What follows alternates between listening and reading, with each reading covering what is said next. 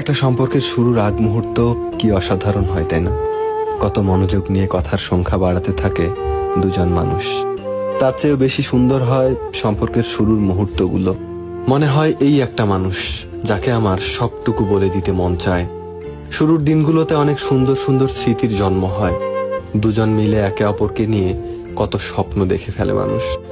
রাগ করে 2-4 দিন কথা না বলে থাকা, তারপর আবার সব ঠিক হয়ে যাওয়ার পরের মুহূর্তটা কি অদ্ভুত রকমের সুন্দর লাগে সবকিছু।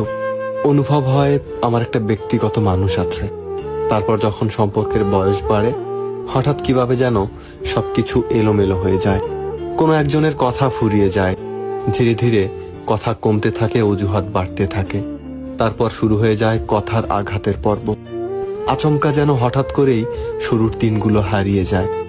একদিন সব স্বাভাবিক হয়ে যাবে এই ভেবে কেউ একজন অপেক্ষা করে যায়।